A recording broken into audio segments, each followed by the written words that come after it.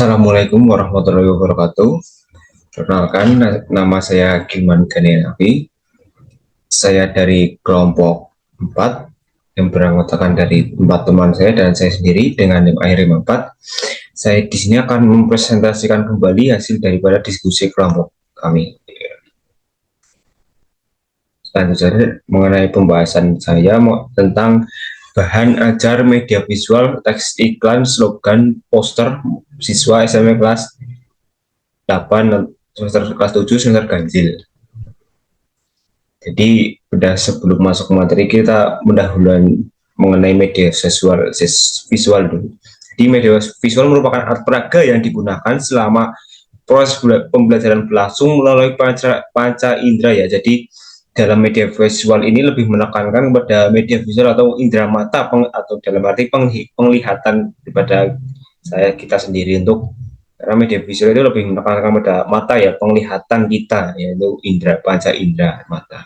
Sehingga media visual memegang peran sangat penting guna untuk memperlancar pemahaman dan memperkuat ingatan. Visual dapat pula menumbuhkan minat siswa dan memberikan isi materi pelajaran dalam kehidupan nyata. Jadi visual ini dampaknya itu sangat besar untuk memperlancarkan apalagi dalam pembelajaran ya untuk kehidupan nyata,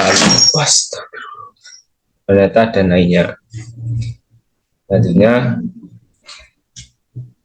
pendahuluan yaitu fungsi daripada media visual yaitu sebagai alat bantu pengajar guru yang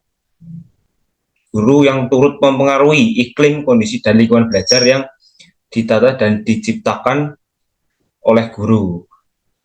Nah, kegunaannya itu apa? Itu memperjelas penyajian besar pesan agar tidak terlalu bersifat verbalistik dalam bentuk kata-kata tertulis atau lisan belaka, sehingga mahasiswa atau siswa tidak cepat bosan untuk melakukan pembelajaran. Yang kedua itu mengatasi keterbatasan ruang waktu dan daya indera yang dibantu dengan gambar dan proyektor atau alat bantu lainnya, sehingga mempermudah guru untuk memperjelas atau memberikan materi kepada mahasiswa tersebut. Nah, capaian pembelajaran daripada kita sendiri itu materi kita yaitu fase capaian pembelajaran D. Elemennya itu menyimak, peserta didik menjelaskan kembali ide pokok dan beberapa ide pendukung pada teks yang dibacakan. Jadi siswa itu kembali mendukung ya apa yang teks yang dibacakan sehingga peserta dapat menyerap dengan mudah. Peserta didik menjelaskan makna kosakata baru pada teks yang dibacakan berdasarkan pemahaman dan pemaknaannya terhadap tulisan gambar dan alat pengatur grafis. Elemen menulis ya. Jadi di sini siswa menulis, peserta didik menulis efektivitas pemilihan warna, tata letak dan pendukung visual, grafik, tabel dalam menyampaikan pesan atau topik tertentu dalam teks naratif dan informasional sesuai jenjangnya. Nah, tujuan pembelajaran dari media visual ini yaitu setelah beberapa mengikuti proses pembelajaran, peserta didik itu diharapkan dapat mengidentifikasi dan unsur-unsur yang terdapat pada iklan, slogan, atau poster, menjelaskan isi dan unsur yang terdapat pada iklan, slogan, atau poster. Di peta konsepnya itu nanti seperti teks iklan, slogan, dan poster. Yang pertama itu belajar menelaah isi dan unsur-unsur pada iklan, slogan, poster.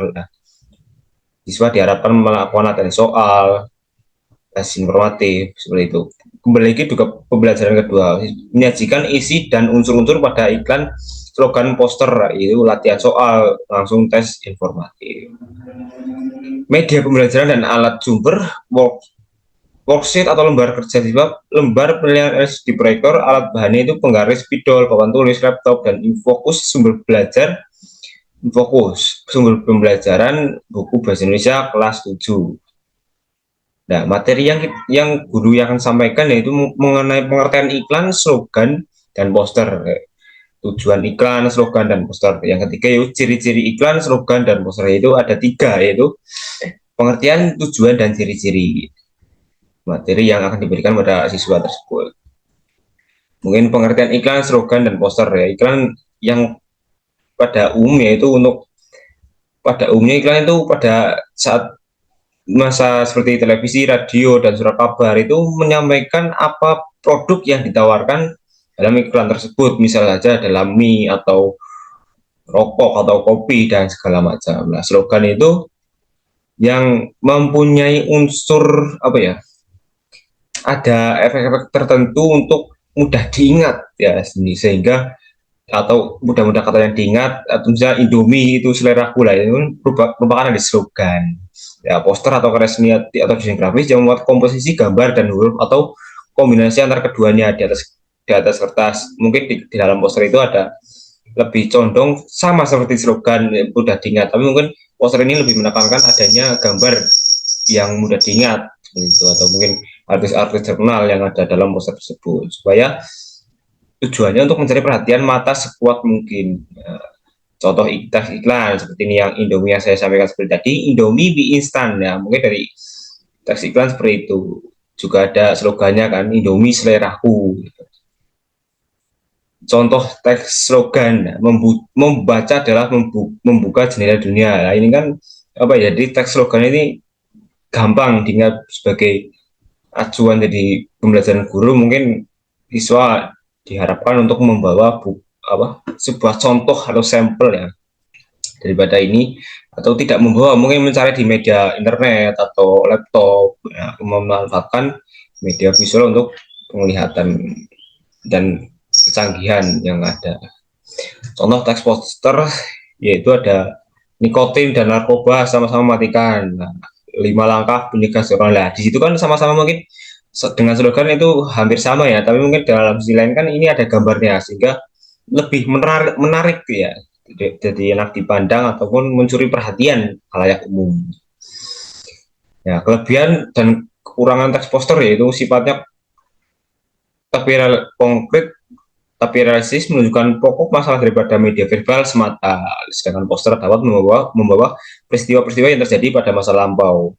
Dan media pembelajaran ini dapat tahan nama, dan guru dapat menggunakan media ini berulang kali untuk pertemuan berikutnya, bahkan sampai kelas-kelas tahun berikutnya. Kurangannya itu informasi yang dimuat itu terbatas ya, sangat terbatas, karena mungkin hanya prosedurnya atau cara membuatnya itu hanya terbatas sekali. Dalam mungkin Indomie itu kan terbatas, beda dalam buku atau segala macam. Tidak semua materi mudah divisualisasikan melalui poster. Nah, ini kan tidak mudah divisualisasikan dalam poster. Apalagi kan gambar ini kan kalau didesain itu sangat rumit kalau bila dikatakan seperti itu. Sangat dipengaruhi oleh tingkat pengetahuan orang yang melihat. Nah, pengetahuan yang melihat apakah itu paham dengan poster, dengan kurangan dari teks poster tersebut ya. Pasti ada suatu kurangan ya. Nah, ini ada kelebihan dan kekurangan teks iklan, itu lebihannya mencakup banyak orang yang untuk informasi yang disampaikan. Yang kedua, lebih interaktif dan mudah ditemukan di jalan atau di handphone, iklan apa itu kan banyak, atau agak pergi di televisi. Yang ketiga, biaya relatif murah, tidak memerlukan banyak waktu dalam penyampaiannya, singkat, padat, dan jelas. Kekurangannya itu mungkin biaya yang dikeluarkan cukup besar ya. Itu mungkin ya, karena sangat mungkin ya, apalagi kan misal di teks iklan di jalan-jalan itu membuat baliho atau segala itu tidak apa ya, tidak murah lah kalau dikatakan. Iklan hanya mampu melakukan monolog ya, monolog semata, itu hanya itu data terus, jadi hanya kata per kata.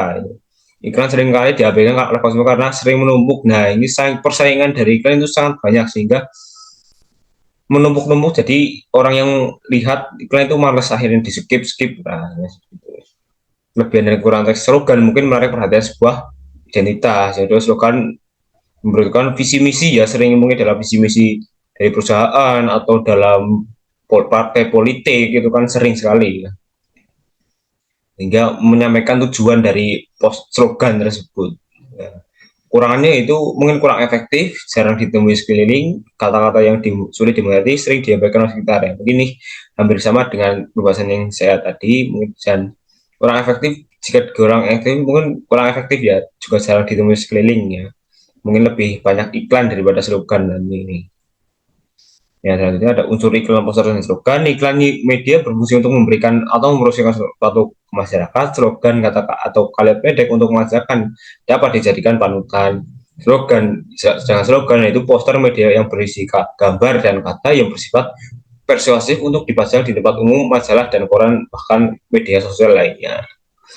Penilaian hasil belajar itu penilaian pengetahuan berupa tes tertulis pilihan ganda dan tertulis urean, tes lisan observasi terhadap diskusi tanya jawab dan percakapan serta penugasan hasil penilaian digunakan untuk penyusunan laporan kemajuan hasil belajar dan memperbaiki proses pembelajaran berikut rubrik penilaiannya.